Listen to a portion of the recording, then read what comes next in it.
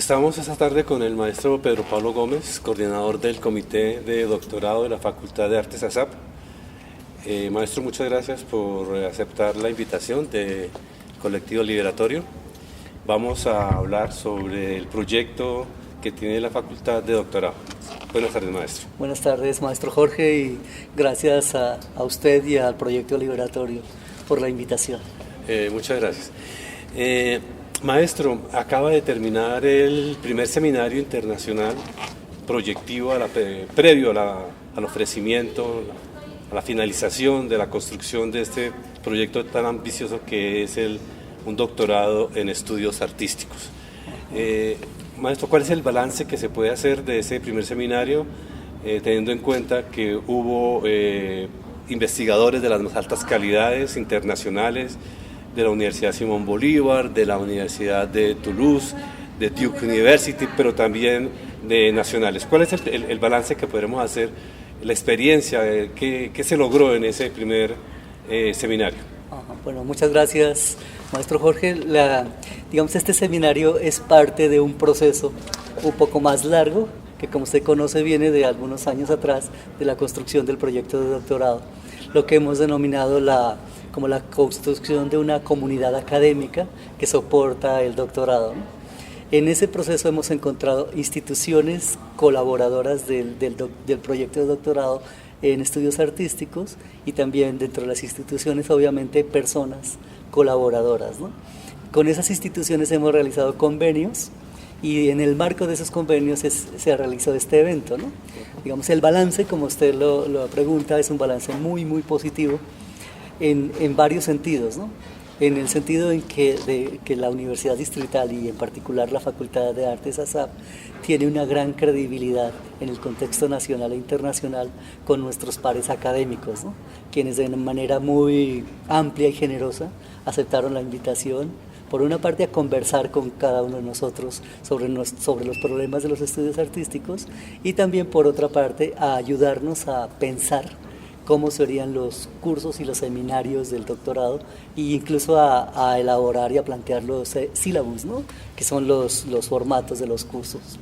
Digamos que el balance es positivo porque también varios de ellos, de nuestros invitados, realizaron la lectura del documento del doctorado y nos dieron su concepto, ¿no? Ellos trajeron además su concepto y nos hicieron las preguntas correspondientes, pero sobre todo también observaciones muy importantes, como de la novedad de este programa de doctorado en investigación-creación y en la denominación de los estudios artísticos. Maestro, usted es doctor en estudios culturales. El doctorado, en diálogo con la maestría, pues se denomina estudios artísticos. Ajá. Para las personas que no conocen todavía este enfoque, esta perspectiva tan novedosa en la academia, ¿por qué no nos cuenta qué son los estudios culturales, cómo dialogan cómo es ese diálogo con los estudios artísticos, y finalmente qué le aporta estos estudios a la comprensión del arte colombiano? Digamos, porque la facultad lo está ofreciendo como una mirada, un enfoque diferente a lo que están haciendo otras facultades de arte, me da la impresión. Sí, gracias. Es una pregunta que tiene, diría, varias aristas, ¿no? Por una parte, diría que ¿qué son los estudios artísticos? Sería interesante por lo menos esbozarlo, ¿no?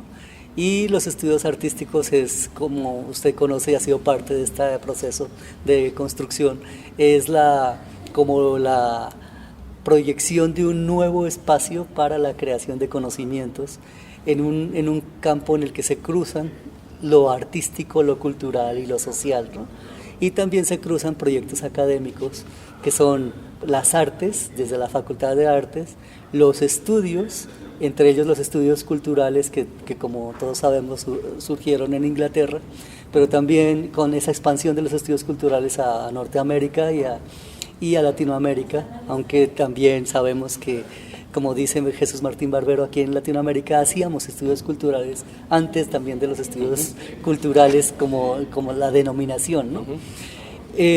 Entonces los estudios artísticos surgen en este espacio de conversación, digamos, de las artes con otros estudios, los estudios culturales, los estudios sociales, los estudios de género, visuales. Los estudios visuales, sí, los estudios lésbicos, podría decirlo, toda una clase de estudios, pero también con las ciencias sociales y las ciencias humanas en general, ¿no?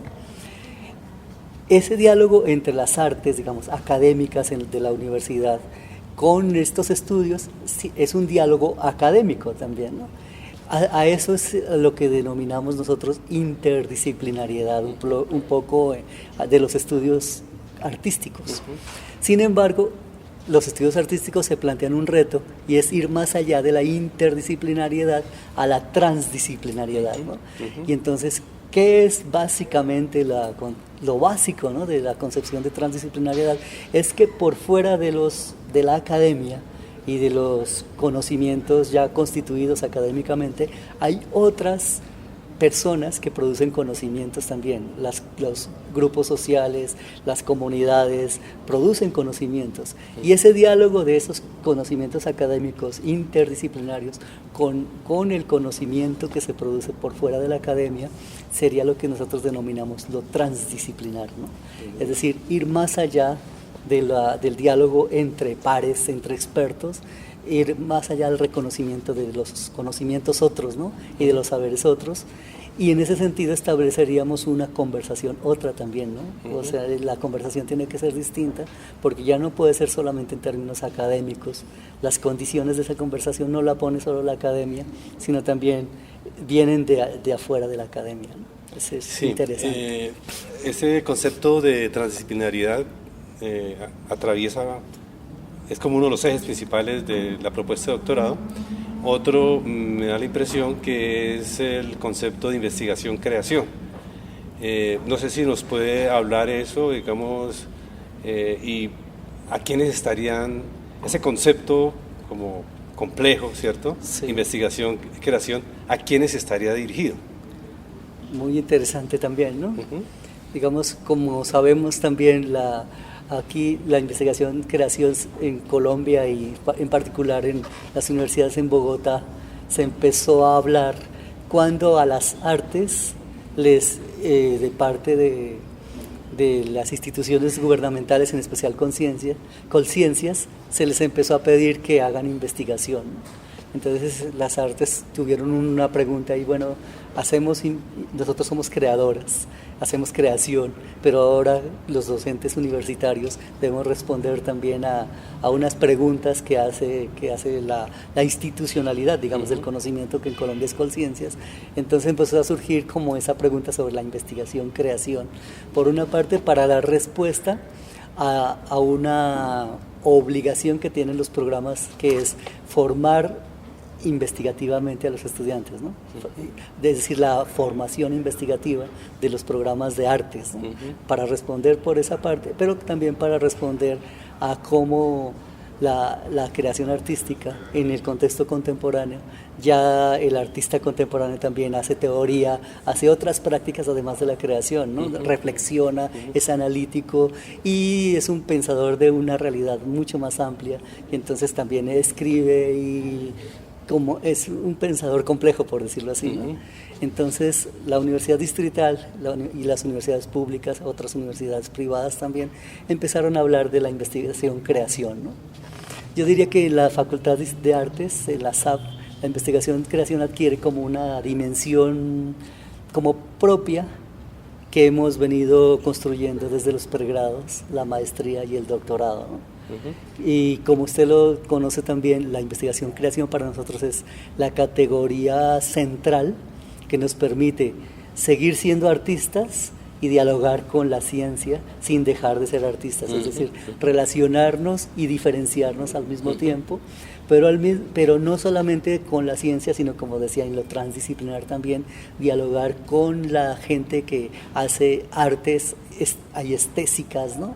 No desde el régimen de la estética y de la historia del arte y de la teoría del arte, sino por fuera también hay prácticas, hay estéticas o estésicas en un sentido amplio, y la investigación-creación nos permite dialogar esos diálogos que son complejos e interesantes, ¿no? Usted ha mencionado un concepto clave, se trabajó mucho en el seminario, lo expuso en detalle el doctor Miñolo, que es la estésica o la estesis. Y lo que se está entendiendo por eso es una sensibilidad que se ha liberado de los protocolos, de estas formalidades a que tiende los ismos o las propuestas artísticas en general, ¿cierto? Ajá. Entonces, no sé si quiera usted hablar sobre esa... aquí no se habla de emancipación, sino liberación de el sentir. Él insistía mucho de la necesidad de liberar el sentir, ¿no? Ajá. Vuelvo y repito, de esos protocolos que prácticamente han apresado la producción artística. No sé si quiera usted mencionar eso, y ahí estaría, eso lo encontraría uno en las culturas, ¿no? Con otros saberes. Sí, es verdad, y también que la cuestión de la aiestesis o lo estésico parte de una concepción sencilla, digamos, de lo vivo, ¿no? Es decir, si estamos vivos es porque tenemos sensibilidad y podemos ser afectados, como dicen, ¿no? Ser estésico es la capacidad de ser afectados desde afuera, ¿no? Y sentir esa afección, ¿no? Parte de lo vivo es ser un ser estésico, ¿no? Solo que en la modernidad, como también sabemos, ese campo amplio de lo aiestésico, de lo sensible, por decirlo más sencillamente, fue, por decirlo así, capturado por un pequeño espacio que era el espacio de lo sensible, que se llamó arte, ¿no? Es decir, el arte y el discurso del arte, que fue la estética, para pensar esas prácticas del arte, ¿no? Entonces quedó como reducido lo amplio de lo sensible a ese pequeño espacio de lo sensible que se llamó artístico, y en donde estaba, y allí se empezó a producir un cierto tipo de subjetividades, ¿no? Entonces esos discursos y esas prácticas producen un cierto tipo de subjetividades. Por eso lo sensible, lo aiestésico, sería volver al campo amplio de lo sensible para liberar la aiestesis y pensar otras subjetividades posibles más allá de ese campo restringido del arte, de la estética y de la teoría del arte, y sobre todo de la historia del arte, ¿no? Más allá del concepto arte como espacio, ¿cierto? Reducido, restringido, regulado muy rigurosamente, podríamos hablar de un espacio físico como es el espacio del museo, el espacio de la galería.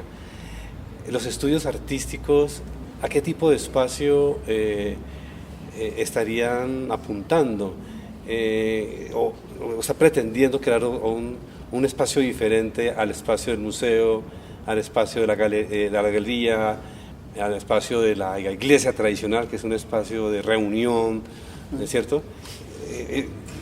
¿Se ha pensado eso en la construcción de un espacio o qué tipo de espacio se va a crear en diálogo o para diferenciarse del espacio galerístico, el espacio museístico, que como usted dice está muy regulado, ya está sobrecodificado, y los artistas también están fatigados con eso?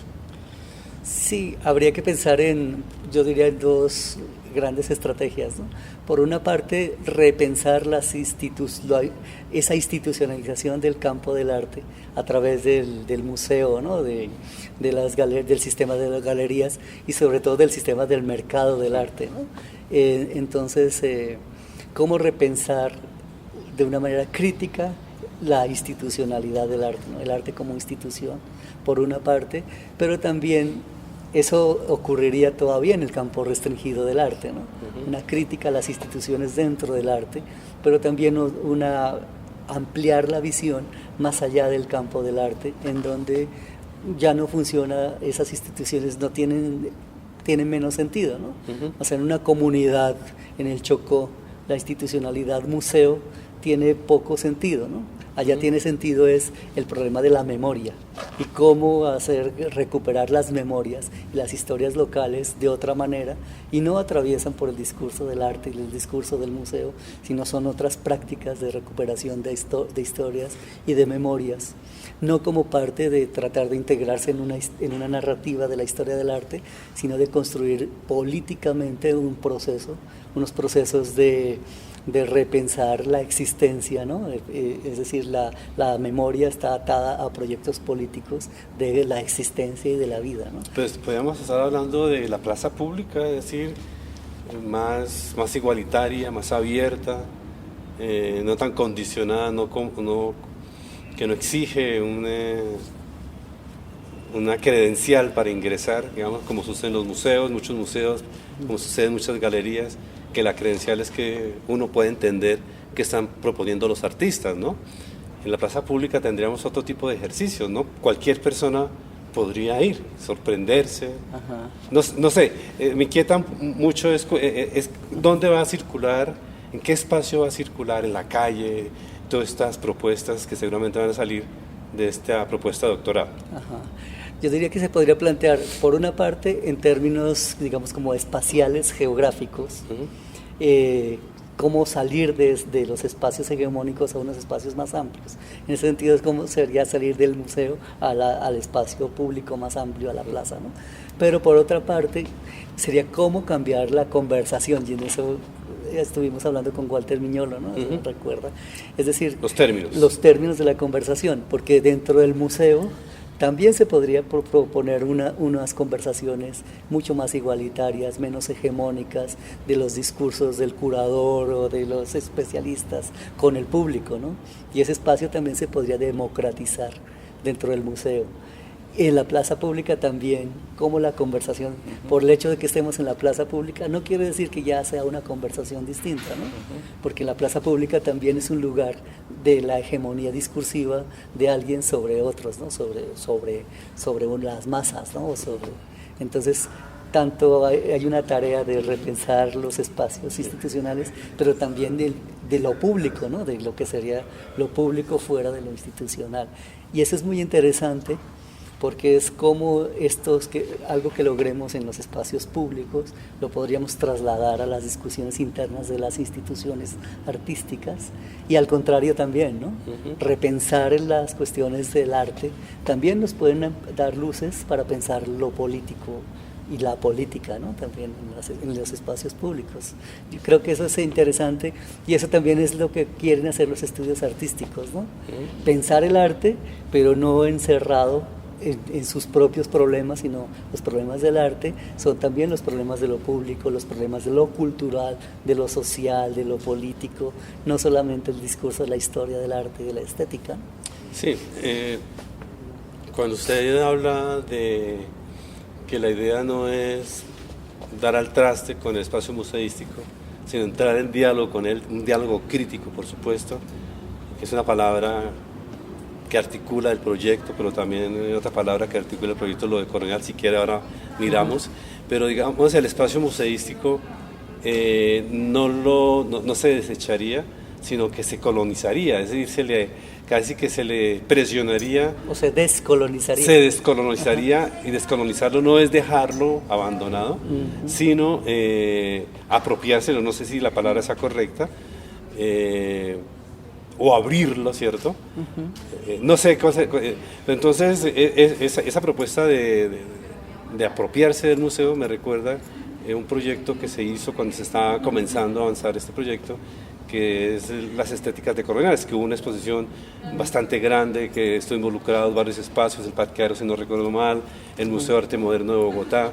Todo esto viene de tiempo atrás, ¿no? Entonces, sí estamos, el proyecto está en diálogo con todos estos espacios institucionalizados, donde el arte está institucionalizado, no está ya rígidamente codificado, y se ingresan estas propuestas con el propósito de hacerle preguntas sobre la pertinencia actual de esos protocolos. Claro, y esa pregunta me sirve mucho para aclarar. En ese momento se nos hicieron unas críticas al proyecto decolonial, ¿no? Y era cómo lo decolonial, las prácticas decoloniales no podrían estar dentro del museo, ya que el museo es una institución colonial, ¿no? Colonial, claro. La más colonial, y las salas de exposiciones y el Banco de la República y la institución universitaria, que también es una institución colonial, ¿no? Entonces las prácticas decoloniales no podrían estar dentro de que había una contradicción, ¿no?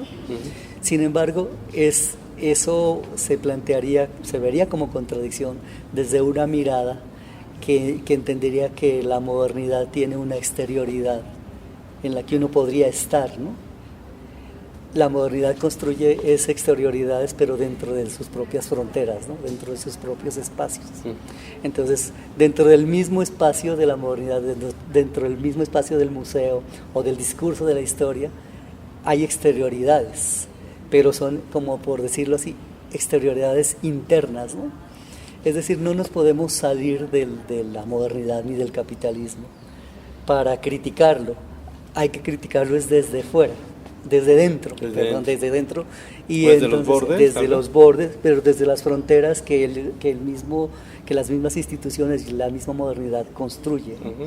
Entonces, el hecho de estar en el museo no quiere decir que aceptemos totalmente las reglas del museo y de la producción discursiva del museo. Es un intento de descolonizarlo desde dentro, ¿no? También el hecho de estudiar artes no quiere decir que uno es para ser artista moderno, hegemónico, sino también uno puede producir otro tipo de artistas dentro de la formación artística de una academia, ¿no? Se puede hacer arte, prácticas decoloniales también dentro de los espacios institucionales del arte. Digamos, eso mismo planteado en términos políticos, lo ha pensado Enrique Dussel, ¿no? Es decir, bueno, dado que la modernidad, todas las instituciones de la modernidad son coloniales, entre esas la principal, que es el Estado. Entonces, ¿qué habría que hacer? Pensar un proyecto para el futuro sin Estado, en el que no exista el Estado, o lo que hay que hacer es descolonizar el Estado. Y él lo plantea, es descolonizar el Estado, cambiar los términos de la conversación del Estado y construir unas instituciones no coloniales. Lo mismo se aplicaría para el museo, ¿no? O sea, ¿qué estamos entendiendo por no colonial? Como para... Digamos, primero, colonial... sometimiento, adoctrinamiento, adoctrinamiento. Colonial, ¿no? Es decir, que es adoptar un pensamiento fundamentalmente eurocéntrico y tenerlo como si fuera el pensamiento único, es decir, la única opción de pensar el arte es esta, la única opción de pensar la historia es esta, la de pensar la memoria, es decir, el único proyecto civilizatorio posible es el de la modernidad. Blanco. Blanco, y entonces el tipo de sujetos debe ser hombre, heterosexual, heteronormativo, ¿no? Cristiano, propietario y perteneciente a una familia tradicional, de una misión tradicional de familia. Pero entonces lo de colonial es salirse de ese marco teórico, podríamos llamarlo. Pero no solo del marco teórico, sino primero entender qué es la modernidad colonial y cómo opera, cómo funciona, para poder criticarlo y no solamente quedar una crítica en una fase analítica crítica, sino de poder salir desde el mundo de las prácticas, ¿no? Es decir, descolonizarse no es solo criticarlo, sino también tratar de producir otras instituciones, otras relaciones interpersonales, otro tipo de concepciones de arte, de familia, de género, de todo, ¿no? Es una crítica productiva, claro, es decir, no quedarse en lo negativo, sino es una crítica abriéndose a otras formas, a otros enfoques, a otras perspectivas de construir relaciones con nosotros. Relaciones, instituciones, mundos, ¿no? Digamos, y opciones de civilización, opciones de vida distintas que dialogan con la modernidad, pero que entiende la modernidad no como la única opción, sino como una opción entre otras, ¿no? Es decir, si hay la calle de dirección única de la que hablaba Benjamin, ¿no? Esa es la modernidad, la única calle en la que no hay otra opción de desvío. Lo de colonial es un desvío en el que podemos encontrar otras vías y otras calles, pero para construir horizontes en el que el horizonte de la modernidad es uno entre otros y no es el único, ¿no? Y eso es muy interesante porque eso sería lo transmoderno de colonial, ¿no? Que sería también eso es lo que estaba pensando ahorita cuando está la del desvío, es decir, casi que uno puede decir conocimiento, todo lo que tenga que ver con el arte, la ética, la estética, lo relevante es aquello que se logra con el desvío. No sé si eso del desvío tiene que ver con lo trans, no sé si están cerquita los dos términos, ¿no? Desviarse un poco del proyecto moderno es entrar en una fase de reconfiguración, y eso es lo que se estaría llamando transmodernidad. Podría ser interesante, ¿no?, de pensarlo por allí, porque también sería el desvío por una parte, porque el desvío también sigue siendo espacial, ¿no? Sí. Pero también temporal, es construir otro tiempo, otras historias, empezar a escuchar otras historias, otras memorias, ¿no? Empezar a descubrir otras memorias. Y también en lo epistémico es desobedecer, ¿no? Es desobediencia epistémica, de que no es el eurocentrismo y el pensamiento hegemónico, no es el único, y hay que desobedecer para poder escuchar otras voces, ¿no?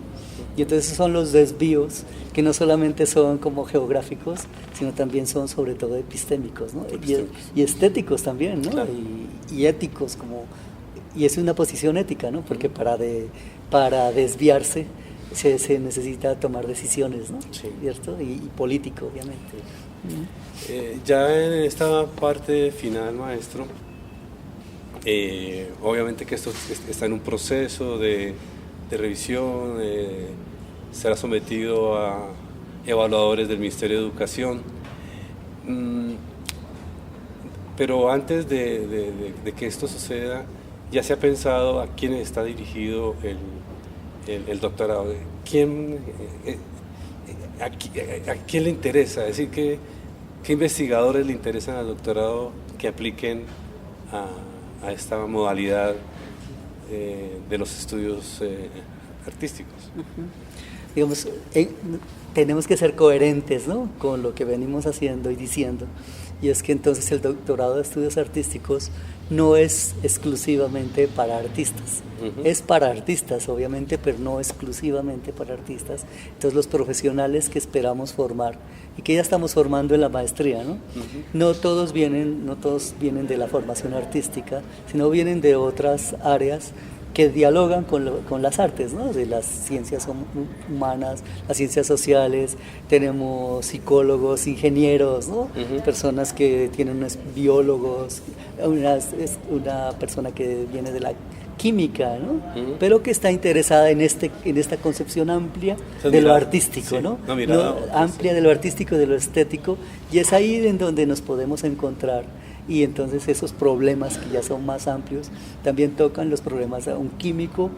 Una persona que trabaja con química sabe cómo es el problema de lo sensible y de las relaciones, ¿no? Y comprende muy bien las posibilidades que los estudios artísticos lo plantean, ¿no? Entonces no es un programa que en historia del arte, ¿no?, ni en crítica del arte exclusivamente, aunque también hay tesis muy interesantes, ¿no?, investigaciones como la de Camilo Ordóñez, ¿no?, sobre el problema de la curaduría en el arte colombiano, ¿no?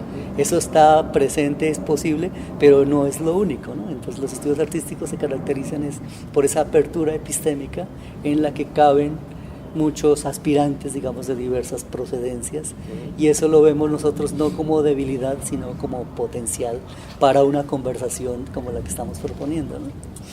La conversación que se está proponiendo entonces a diferentes profesionales de diferentes disciplinas sería lo que veníamos hablando, la tesis de Walter Miñolo, es liberar lo sensible, ¿cierto? Ten el valor de sentir, como Kant dijo en la modernidad, ten el valor de pensar, ¿cierto? Ajá. Ahorita nosotros le estaríamos diciendo, atrévete a sentir, ¿no? Ajá. Atrévete a que alguien te toque, ¿cierto? Y que te desbordes. Yo no sé si eso será lo que estarían buscando, por ejemplo, los profesionales que vienen a la maestría de otras disciplinas, ¿no? Y eso sería lo que facilitaría y propiciaría tanto la maestría como el doctorado, ¿no? Retarlos a que sientan, ¿no? Y a sentir de otro modo, ¿no? A sentir porque de otro no modo. Quiere decir que en el arte no sintamos, pero sentimos de una manera muy codificada, muy acartonada, y también con un sujeto predispuesto para ciertas relaciones y no para otras, ¿no? Entonces el campo de las relaciones está también restringido. En lo sensible amplio se potencializaría otras relaciones más amplias, ¿no? Atrévete a dejarte afectar, ¿no? Ábrete para otras relaciones y para otras conversaciones, y entonces sería posible cambiar no solamente, como dice Walter Miñolo, contenidos a la conversación, sino los términos mismos de la conversación, que eso sería muy interesante, y eso sí sería descolonizar el discurso, ¿no? No solamente los contenidos, porque en un discurso hegemónico, hoy yo lo colonizo a usted y mañana usted me coloniza a mí, y simplemente cambiamos de lugar, cambiamos los contenidos, pero la conversación sigue siendo colonial, desigual, no democrática, hegemónica, ¿no? Cambiar los términos es como, a pesar de que usted cambie de lado, la conversación misma siga siendo, ya no sea colonial y desigual, ¿no? Productora de desigualdades. Usted aquí ha transitado de lo decolonial a lo crítico. Hay un juego entre lo decolonial y lo crítico. De alguna manera, esos dos conceptos como que orientan la construcción de las líneas de investigación del doctorado. ¿Cómo es ese diálogo entre lo decolonial y lo crítico? Es muy interesante, ¿no?, esa pregunta, ¿no? ¿En qué medida lo decolonial es crítico si uno y lo crítico es decolonial? La respuesta que yo daría es ubicándome en un pensamiento decolonial. ¿Sí? Digamos, el pensamiento decolonial reconoce el valor de lo crítico, que ha sido inherente también a la modernidad. ¿A la modernidad? ¿No? La modernidad es también crítica de sí misma, ya han sido críticos. La crítica de la modernidad surge de sus propias entrañas, por decirlo así, ¿no? Sí. Es decir, él ha sido crítico los europeos han sido críticos de los procesos que se han dado en Europa con la modernidad, ¿no? Pero lo que vemos desde una perspectiva decolonial es que esa crítica de la modernidad no ha criticado el corazón de la modernidad, que es el eurocentrismo, ¿no? Son críticas, por decirlo como una especie de fórmula, críticas eurocéntricas, pero no son críticas al eurocentrismo, ¿no? La perspectiva decolonial, la idea es que además de ser crítica, es crítica, pero también es crítica del eurocentrismo, ¿no? ¿Cierto? Entonces es interesante porque lo hacemos desde unas fronteras y desde unas experiencias y desde unas trayectorias históricas, existenciales, diferentes, ¿no? Es decir, desde unas historias locales distintas. Se puede ver quizá el punto ciego de la crítica moderna, que es no ver el propio eurocentrismo que habita en esa crítica, ¿no? O que está ausente, no que habita, sino que está ausente, porque no se ve, por eso es un punto ciego, ¿no? No es que haya mala intención ni nada por el estilo, sino que es un punto ciego que no se puede ver. El eurocentrismo es algo que no se ve, ¿no? Sino que se actúa de una manera casi natural, ¿no? Como sí. Sí, esta idea que hablábamos ahora, bueno, el proyecto Modernos, Atrévete a pensar, de Kant, crítico. Nosotros estamos hablando de atrévete a sentir, ¿cierto? Y estaríamos apostándole, bueno, a eso le apunta la estésis, ¿no? La estésica, ¿no? A liberar el sentir. Pero no sé en qué medida va a haber un diálogo. Bueno, usted lo ha dicho, con la modernidad, no separarnos de la modernidad, somos parte del proyecto Modernidad, así sea en una posición subalterna, pero hemos aprendido cosas de ello, ¿cierto? Y la pregunta que se haría es, el sentir por sí solo no va a producir conocimiento, o no sé, la pregunta que yo le hago, el sentir tendría que entrar como unos diálogos con este pensar, es decir, es una alianza estratégica entre sentir y pensar. La modernidad, a pesar de que construyó una estética, ¿cierto? No parece que no hubiera logrado permear lo suficientemente todos los discursos de la ciencia. A lo que apuntarían los estudios, el doctorado en estudios artísticos, sería a que esa presencia del sentir sea mucho más efectiva dentro de los discursos fuertes, ¿no?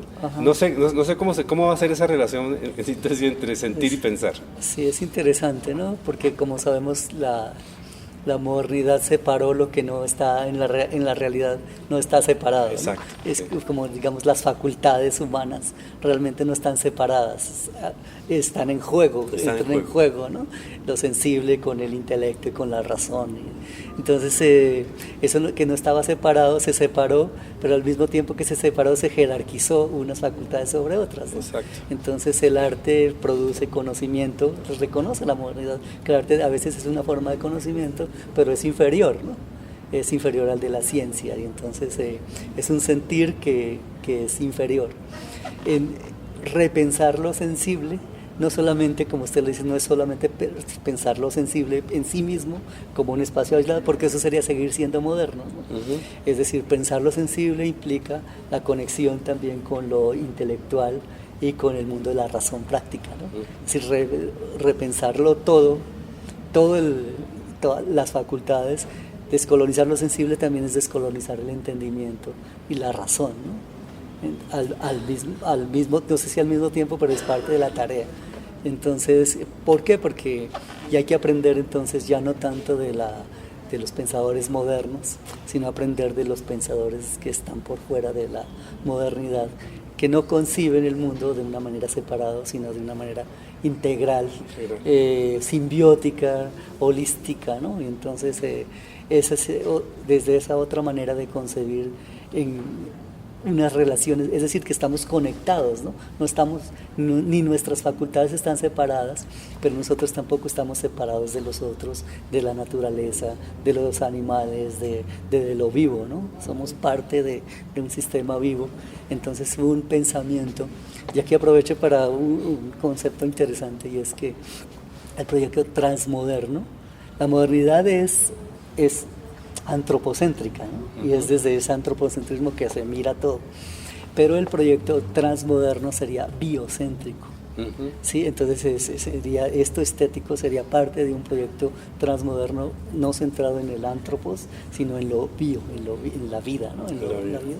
Entonces nosotros como seres humanos somos partes de una cosa mucho más amplia de la vida, y que eso sería muy interesante, pues está por desarrollar, parte de los retos que tenemos por pensar en los estudios artísticos, ¿no? Bueno, maestro, ya para terminar entonces, bueno,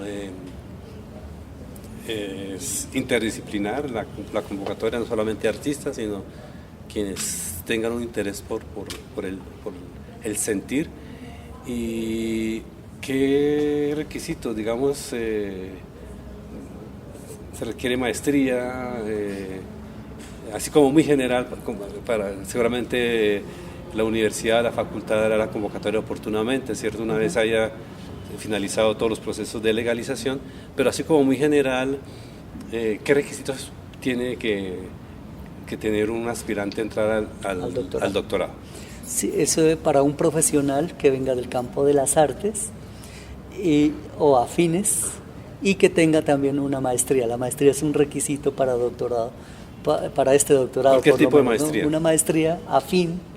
Y mostrar también una trayectoria, una hoja de vida en la que se muestre este interés por dialogar con las prácticas artísticas en el sentido amplio, ¿no? Y demostrar alguna trayectoria, una experiencia, con el objetivo de que la persona en el proyecto de doctorado siga formándose en lo que ya viene haciendo. No es un corte con lo que usted ya viene haciendo, sino es cómo estos procesos le ayudan a mejorar esas prácticas y esos saberes, esos conocimientos que usted ya viene haciendo en una comunidad de conversación dialógica distinta, ¿no? Esa no es hacer un corte y construyamos todo nuevo, sino traiga lo que usted ya ha venido haciendo, y eso es lo más importante para que seguir conversando con nosotros, ¿no? Eso es la invitación, ¿no? Bueno, maestro, muchas gracias por la entrevista, muchas gracias a Ricardo Muñoz, que nos acompañó en la cámara, y pues la invitación a estar atentos, pendientes, a ingresar a este doctorado, que realmente, tal y como están los problemas del arte, académico, muy riguroso, eso se puede constituir en una herramienta muy importante para explorar otras maneras, otros mundos, como usted decía. Maestro, Otros muchas mundos gracias. posibles. Muchas gracias, maestro Jorge. Gracias, Ricardo. Y gracias a los oyentes. Bueno.